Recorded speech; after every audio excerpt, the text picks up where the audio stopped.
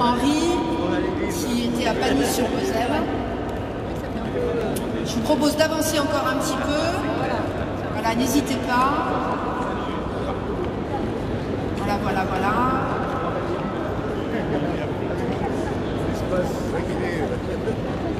Et comme on n'a pas encore complètement financé la sonorisation, je vais vous demander de ne pas parler.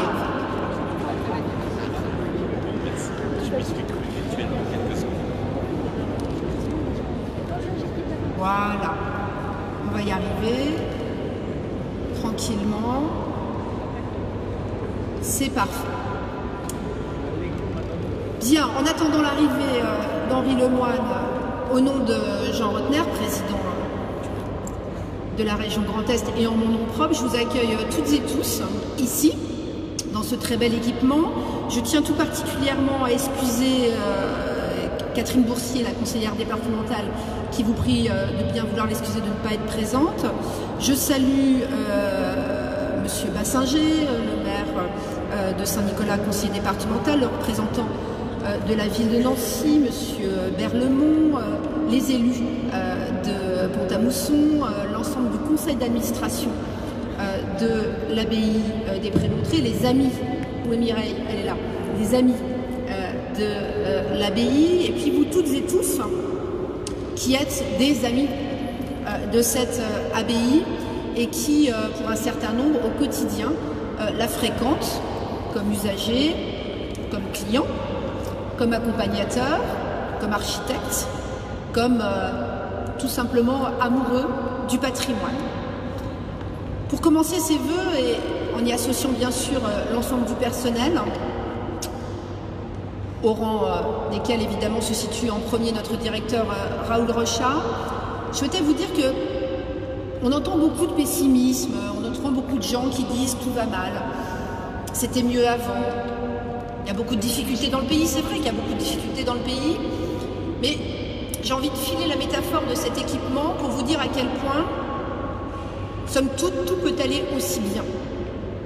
Vous êtes dans un endroit qui a été fondé en 1705, qui a mis 30 ans à être construit. À l'époque, on mettait du temps à construire, qui était construit par l'ordre des Prémontrés, et singulièrement par Nicolas Pierson, qui était architecte et évidemment moine des Prémontrés. Et ce lieu a été partiellement détruit en 1771. Il a été immédiatement reconstruit dans la foulée. En 1792, après la Révolution, les Prémontrés ont été expulsés. En 1870, ce lieu est devenu un hôpital pendant la guerre contre la Prusse. En 1906, il a été racheté par la ville de Pont-à-Mousson et ça a été un hôpital entre 1912 et 1944. D'ailleurs, Bernard Thibault me disait en aparté que son papa avait été opéré ici même et il regardait évidemment avec émotion « Je ne serais pas en capacité de retrouver la salle ni le lit de l'opération de ton papa ». Mais effectivement, ce lieu a été un hôpital longtemps et puis, vous le savez toutes et tous, il a été très largement endommagé par les obus de l'armée du général Patton qui poursuivait les Allemands et qui avait besoin de se frayer une ouverture pour pouvoir avancer le plus rapidement possible à la poursuite des Allemands. Tout ça pour vous dire quoi? Que la force des hommes, la volonté des hommes, le courage, l'amour du patrimoine, l'amour de faire, la volonté de faire, permettent en fait à un lieu comme celui-ci de vivre et de perdurer. Et que cette métaphore, cette image, doit peut-être nous servir à nous aussi dans notre quotidien. Tout n'est pas toujours facile, tout n'est pas toujours aisé. Mais si un bâtiment comme celui-ci réussit à traverser les siècles, si on arrive à passer eh bien, d'un témoignage et d'une vocation cultuelle à une vocation culturelle et touristique, qui permet économiquement de vivre, ça veut dire que tout est possible. Et ce témoignage de ce bâtiment si majestueux, c'était, pour l'ordre des Prémontrés, leur Sainte Marie majeure, démontre à quel point le génie des hommes L'intelligence collective permet de construire. Et c'est un peu le message que je souhaite aujourd'hui transmettre. C'est celui d'un volontarisme et d'une forme aussi d'envie d'être positif, de cesser peut-être de regarder le verre à moitié plein et de regarder le verre qui est à moitié vide. Parce qu'on ne construit pas sur le à moitié plein, mais on construit sur c'est l'inverse. On ne construit pas sur le à moitié vide, mais on construit sur le à moitié plein. En quelques mots, ce que je souhaitais également, c'était vous retracer l'année qui vient de s'écouler. Ça a été une belle année pour notre abbaye. Alors vous me direz, c'est facile d'avoir une belle année dans un lieu aussi beau.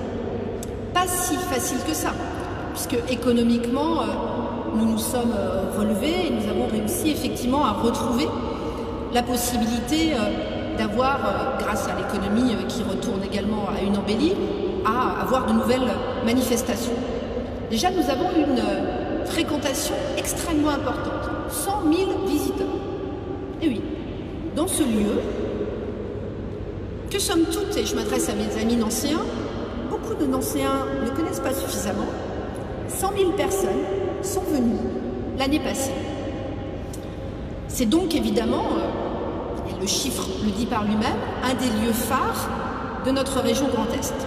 Alors ils sont venus pourquoi? Pour se marier, pour assister à un séminaire, pour un séjour touristique, pour tout simplement découvrir cette belle ville de Pont-à-Mousson et notre belle Lorraine, mais ils sont venus ici, à l'abbaye des Prémontrés. Ils sont venus parce que cette architecture si majestueuse séduit tous les publics. Elle séduit les graffeurs, puisqu'on a accueilli des graffeurs, mais elle séduit aussi toujours, bien sûr, la mousson d'été. Elle séduit le Mucipontain, mais elle séduit aussi le Luxembourgeois, qui va s'arrêter ici, parce que c'est un témoignage majeur de notre région. Nous avons évidemment eu beaucoup de visites guidées, et je remercie Mireille pour tout le travail qu'elle fait en la matière, ou des visites autonomes, avec notamment, bien sûr, le chœur rénové qui a été restitué au public et qui est aujourd'hui un élément d'attractivité extrêmement important de notre équipement culturel. Bilan culturel, parlons-en. En 2019, nous avons, je pense, rayonné grâce à une programmation qui était tant de qualité que dynamique et diversifiée. C'est notre volonté au sein du conseil d'administration, mes chers collègues, bien de faire en sorte d'ouvrir ce lieu à tous et à toutes, à tous les arts, et de faire en sorte que le maximum de gens puissent y venir. Avec un public nombreux qui est venu à la rétrospective Paul Flickinger, qui a accueilli plus de 18 000 visiteurs. Beaucoup d'entre vous étaient là. Et puis pour les petits et les grands, des animations culturelles qui se sont multipliées avec les apéros expo qui remportent un franc et vif succès, les ateliers créatifs, les déambulations musicales, et puis aussi bien sûr le nouveau site internet et la création d'un agenda papier. Je vous invite à aller voir le nouveau site internet. Les classes primaires, les collèges et les lycées ont vu leur fréquentation doubler. C'est pas moins de 1300 élèves que nous avons accueillis dans les expositions l'année écoulée. Évidemment, tout cela a eu un retentissement important dans la presse, et je salue la presse ici présente, sans laquelle rien n'est possible, et je vous invite, si vous le souhaitez bien sûr, à continuer à être avec nous les ambassadeurs de notre belle abbaye, parce qu'on sait très bien que, vu à la télé, vu dans l'Est républicain, vu dans la semaine, bah, tout de suite, ça rapporte du monde. J'invite Henri Lemoine à venir à mes côtés. Je vous propose de l'applaudir.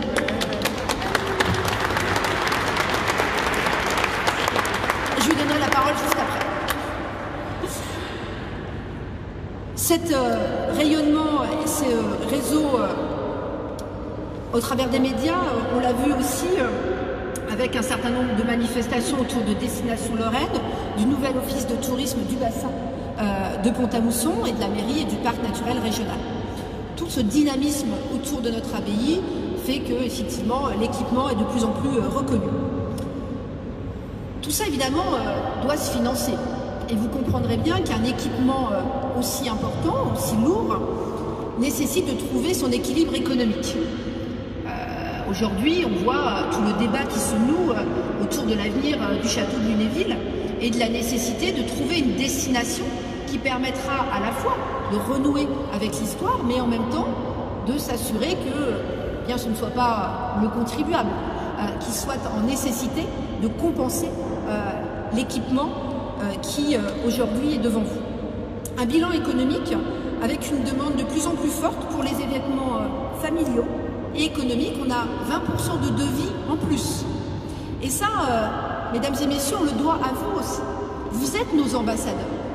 Quand vous allez à une manifestation, quand vous allez à un conseil d'administration, à un congrès, à une fête familiale, n'hésitez pas à dire mais c'est à l'abbaye qu'il faut que tu fasses ton baptême, ton mariage, ta bar mitzvah, c'est à l'abbaye que ce séminaire doit se tenir, parce que nous pouvons effectivement faire en sorte bien, de mettre en place tout ce dont le public a besoin. Donc je compte sur vous comme ambassadeur encore plus de notre abbaye. Nous n'avons plus un seul week-end disponible en 2020 pour les mariages. Et nous avons quelques rares dates, avis aux amateurs, pour 2021. Donc si vous voulez vous marier, vous ne choisirez pas la date, vous ne choisirez que le lieu. Et nous avons un chiffre d'affaires qui a augmenté de 12%. Pour cela, merci à nos équipes, merci à nos commerciales, merci au travail que vous faites au quotidien, au salon sur lesquels vous participez. C'est ce travail qui nous permet aujourd'hui d'avoir un bilan aussi positif.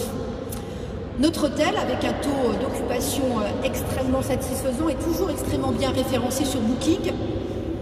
Vous savez que si on n'est pas bien référencé sur Booking, point de salut, mon papa, quand il va réserver pour aller quelque part, il regarde la note Booking et puis il réserve, éventuellement après il déréserve. Ne le faites pas ici. Mais c'est important effectivement d'avoir ce référencement positif. Un prix moyen très attractif, puisqu'on est à 78 €. Dormir à l'abbaye pour un prix moyen de 78 €, honnêtement, j'ai envie de dire que ce n'est pas assez cher.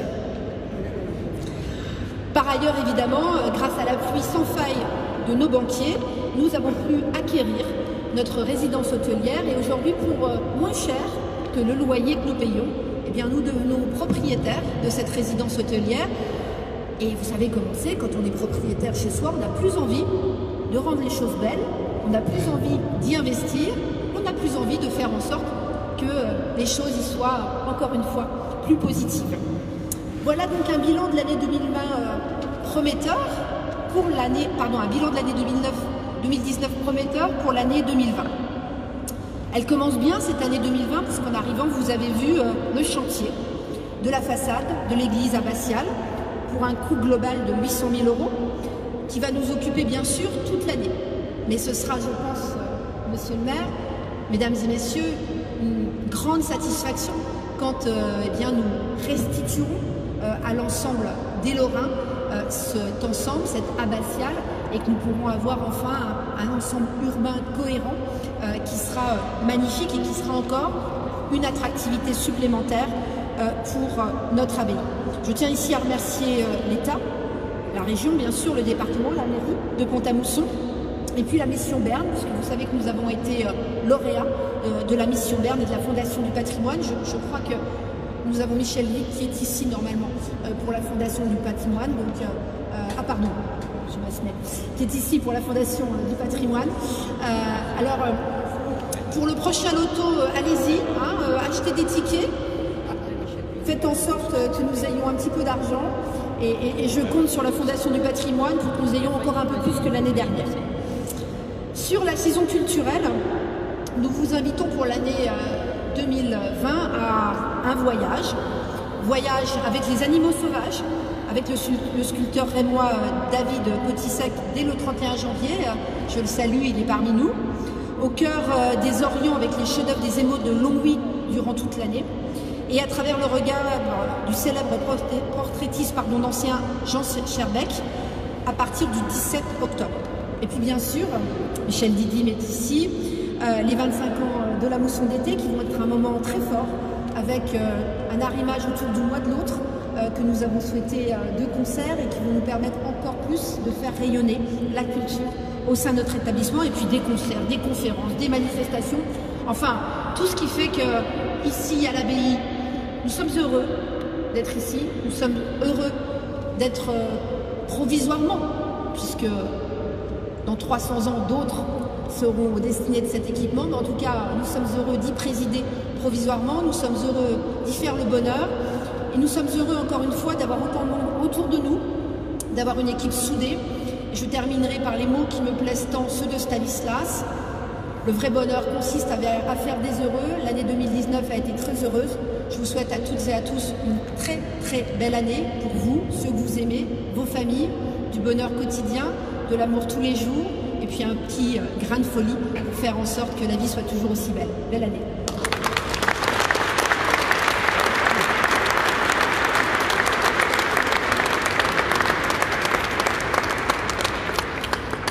Madame la Présidente, Monsieur le Directeur, Mesdames et Messieurs les élus, enseignants, départementaux, régionaux, notre conseiller départemental arrive, il était avec moi au feu à Pagny. Je salue les conseillers départementaux qui sont là, les élus enseignants, médecins, bien sûr du bassin Mussy-Pontin, saluer tous les acteurs économiques, les acteurs associatifs qui sont là aujourd'hui. Vous saluer toutes et tous et vous remercier d'avoir répondu à ces vœux plus tôt que moi, puisque j'étais un peu retenu, je l'avais dit ce matin à Strasbourg à Valérie, nous avions les vœux de la commune de Pagny et je m'étais engagé auprès du maire à aller aux vœux avant de savoir la date de ce décret-montré, donc c'est ce qui expliquait mon retard. Mais en tout cas, merci Valérie d'avoir commencé et d'avoir meublé un tout petit peu et de toute façon le maire peut après tout parler en dernier. Il n'y a pas, et vice-président aussi, il n'y a pas d'erreur forcément de protocole. En tout cas, je pense que l'on a vécu, et comme tu viens de le dire, une belle année au Prémontré. Une belle année 2019 avec un chiffre d'affaires qui ravit le trésorier, Gérard, ne goûte pas ta joie, avec une activité intense. On le voit en ville, il y a des retombées sur le commerce Mussy-Pontin, il y a des retombées sur l'ensemble de notre grand bassin, y compris sur les villes de l'ANCMS. Les prémontrés font partie de cet équilibre qu'il y a dans ce sillon lorrain. Et je crois que beaucoup de manifestations se déroulent au Palais des Congrès à Nancy ou à Metz avec une soirée de gala ici. Je crois qu'il faut trouver sa place. Elle a été remarquablement trouvée en partenariat et en complémentarité avec ce qui existe à côté. Jamais en concurrence, ça ne sert à rien d'essayer de s'étouffer. Je crois qu'on a tout à gagner, à tirer ensemble, et je crois qu'aujourd'hui, les prémontrés sont dans cette optique-là. Moi, je voudrais remercier Valérie pour plusieurs choses, elle et puis bien sûr toutes les équipes qui, autour de Raoul Rochat, travaillent au quotidien ici. Depuis que je fréquente ces lieux, ça fait quand même de nombreuses années, même bien avant d'être élu, je n'ai pas souvenir qu'il y ait eu une femme présidente du conseil d'administration.